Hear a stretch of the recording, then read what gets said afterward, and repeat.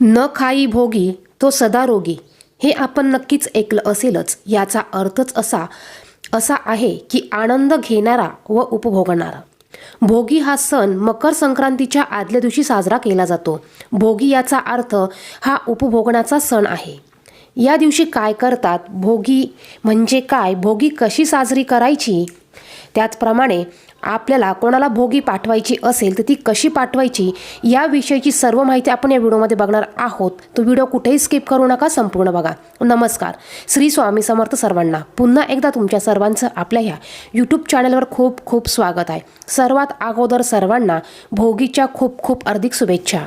मकर संक्रांतीचा सण एकूण 3 दिवस चालतो। भोगी, संक्रांत आणि किंक्रांत, त्यापैकी आज आपण भोगी या सणाविषयी माहिती बघणार आहोत। सूर्याचं मकर राशीत प्रवेश करणं या दिवसाला मकर संक्रांत म्हणून आपण ओळखतो। वर्षभरात एकंदरीत 12 संक्रांत येतात, त्यात सर्व संक्रांतीमधली ही संक्रांत सर्वात महत्त्वाची मानली जाते। मकर संक्रांतीचा सण एकूण 3 दिवसाचा चालतो। भोगी, संक्रांत आणि किंक्रांत। भोगी शब्द भुंज या धातूपासून बनला आहे। याचा अर्थ खाणे किंवा उपभोगणे। भोगी हा आनंदाचा आणि उपभोगाचा सण म्हणून साजरा केला जातो। भोगी का साजरी केली जाते याविषयी आपण थोडक्यात धार्मिक माहिती पाहूया। या दिवशी इंद्रदेवाची आठवण काढली जाते। इंद्रदेवाने आपल्या धर्तीवर उदंड पीक पिकावे म्हणून प्रार्थना केली होती अशी मान्यता आहे। वर्षानुवर्ष बळीराजा आपल्या शेतातून अशीच पीक काढत राहो आणि या पृथ्वीवरच्या माणसांची किंवा प्राण्यांची भूक भागवत राहो अशी प्रार्थना भोगीच्या दिवशी केली जाते। या दिवशी काही राज्यांमध्ये लहानशी होळी पेटवून त्यात काही वस्तूंची आहुती देखील दिली जाते। भोगी हा सण उपभोगाचा सण असल्याने या दिवशी आहार आणि सौख्य उपभोगण्याची प्रथा आहे। सकाळी लवकर उठून स्त्रिया अभ्यंग स्नान करतात। प्रत्येकाने अंघोळीच्या पाण्यामध्ये थोडेसे तीळ टाकून या दिवशी आंघोळ करायची असते। त्याचप्रमाणे या दिवशी भोगी असल्यामुळे महिला डोक्यावरून पाणी घेऊन डोकं धुतात। संक्रांतीच्या दिवशी आपल्याला डोकं धुवायचं नसतं, तर बघा स्त्रियांनी संक्रांतीच्या दिवशी चुकूनही केस धुवायचे नाही। यांनी भोगीच्या दिवशी आपले केस हे धुवायचे आहे। अंघोळीच्या पाण्यामध्ये सर्वांनी थोडेसे तीळ टाकून याने आपल्याला सर्वांना आंघोळ करायची आहे। या दिवशी सकाळी घर आणि सभोवतालचा परिसर स्वच्छ करावा। आपल्या घराचा मुख्य दरवाजा, उंबरठा हा स्वच्छ करून घ्यायचा आहे। दारासमोर छान अशी रांगोळी आपल्याला काढायची आहे। घरातील सर्व लोकांनी अभ्यंग स्नान करून नवीन कपडे परिधान करावे। या दिवशी आपल्याला आंघोळीच्या पाण्यामध्ये आवर्जून पांढरे तीळ हे चिमूटभर टाकायचे आहे। त्याचप्रमाणे शक्य झाल्यास गंगाजल किंवा थोडंसं गोमतीर तुम्ही पाण्यामध्ये टाकून आंघोळ करू शकतात।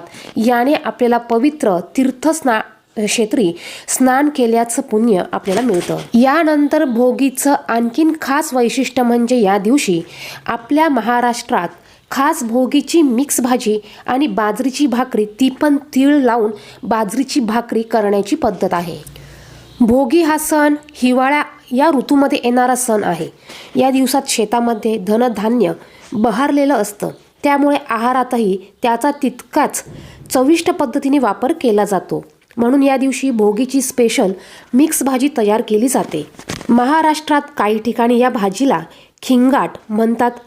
या दिवसात उपलब्ध असणारे आणि शरीरात उष्णता वाढवणाऱ्या अनेक पदार्थांचा यामध्ये समावेश केलेला असतो।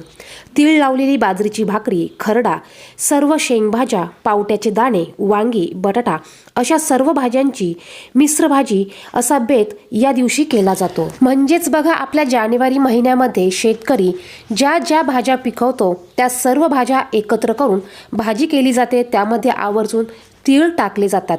बघा, थंडीमध्ये आपल्याला उष्णतेची गरज असते, उबेची गरज असते आणि या सर्व भाज्यांमध्ये उष्णता असते। तिळामध्ये देखील उष्णता असते, उष्ण गुणधर्म असतात। त्यामुळेच या थंडीच्या दिवसामध्ये सणाच्या निमित्ताने आपल्याकडे भोगीच्या दिवशी ही मिक्स भाजी केली जाते। यामुळे आपलं थंडीपासून देखील संरक्षण होतं आणि आपला सण देखील साजरा केला जातो। यामध्ये वाल, पावटा, घेवडा, वटाणा, वांगे, बोर, गाजर, ओला हरभरा, घेवड्याच्या शेंगा अशा सर्व भाज्या असतात आणि याचबरोबर बाजरीची भाकरी बनविली जाते, त्याला तीळ लावले जातात। याचा नैवेद्य देखील भोगीच्या दिवशी देवांना दिला जातो. काही ठिकाणी या दिवशी सुगड आणून त्याला हळदी कुंकू पूजून त्या सुगडांना देखील या भोगीच्या मिक्स भाजीचा आणि भाकरीचा नैवेद्य दाखविला जातो. आता तुमच्याकडे जर का बघा भोगीच्या दिवशी खण म्हणजे सुगड हे आणले जात असतील तर तुम्ही या दिवशी सुगड आणायचे आहे, हळदी कुंकू लावून पाटावर त्यांची पूजा करायची आहे आणि त्यांना तुम्हाला ह्या भोगीच्या भाजीचा नैवेद्य दाखवायचा आहे.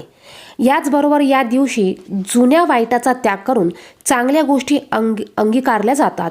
वर्षभर काही चुकले असल्यास तिळगुळ देऊन क्षमा मागितली जाते आणि वर्षभर नात्यातील गोडवा टिकून राहावा अशा शुभेच्छा देखील दिल्या जातात. याचप्रमाणे या दिवशी आपल्याला सूर्याला अर्घ्य देखील द्यायचा आहे. बघा सकाळी सूर्योदय झाल्यानंतर आपल्याला अर्घ्य द्यायचं असतं. तुम्ही तांब्यामध्ये पाणी घ्यायचं आहे, त्यामध्ये थोडासा गूळ, लाल फूल, थोड्याशा अक्षता तुम्हाला टाकायच्या आहे आणि या पाण्याने तुम्हाला सूर्याला अर्घ्य द्यायचं आहे. अर्घ्य देताना महिलांनी ओम घृणी सूर्याय नमः आणि पुरुषांनी ओम भास्कराय नमः असं म्हणायचं आहे. त्याचबरोबर बघा आपल्याला भोगीच्या दिवशी आपल्याकडे जर का एखादी नवी नवरी येणार असेल तर तिला लग्नाच्या आधी हा वंसा पाठविला जातो. म्हणजे बघा आपल्याला जेही भोगीच्या दिवशी आपण ज्याही भाज्या आणतो त्या भाज्या आपल्याला भोगीच्या दिवशी तिच्या घरी पाठविल्या जातात. याचबरोबर तांदूळ, गूळ, डाळ, रवा, तीळ हे पदार्थ देखील पाठविले जातात. याचबरोबर आपले बघा लेक माहेर वाशिन असेल तर लेक आपल्याकडे भोगीच्या दिवशी येते आणि तिच्यासाठी आपण या दिवशी खेंकाट किंवा भोगीच्या भाजीचा हा बेत देखील करत असतो. त्याचप्रमाणे आपल्याकडे जर का नवी नवरी असेल, आपली सून ही नवीन असेल तर आपण तिच्यासाठी देखील बघा हा वंसा घेऊन तिला तिच्या माहेरी पाठवतो. तिला साडी घेतली जाते, तिला हलव्याचे दागिने केले जातात. तर अशा पद्धतीने भोगी हा सण आपण साजरा करत असतो. त्याचप्रमाणे आपल्याकडे जर का आपली लेक आलेली असेल तर ती तिच्या सासरी जाताना देखील आपण तिच्याबरोबर ह्या भोगीच्या वस्तू किंवा हा वंसा पाठवत असतो. तर या पद्धतीने आपल्याला भोगी हा सण साजरा करायचा आहे. भोगीचे धार्मिक महत्त्व देखील आपण या व्हिडिओमध्ये बघितलेले आहे. भोगी कशी साजरी केली जाते याविषयी देखील आपण माहिती बघितलेली आहे. याचप्रमाणे संक्रांतीला सुगड पूजन कसे करायचे याची अगदी साध्या सोप्या पद्धतीने माहितीचा व्हिडिओ आपल्या चॅनलवर आहे. तो व्हिडिओ देखील तुम्ही पाहू शकतात. व्हिडिओमध्ये सांगितलेली माहिती आवडली तर व्हिडिओला नक्कीच लाईक करा. चॅनलवर पहिल्यांदा नवीन आलेला असाल तर असेच माहितीपूर्ण व्हिडिओ बघण्यासाठी चॅनलला सबस्क्राईब करा. धन्यवाद. श्री स्वामी समर्थ.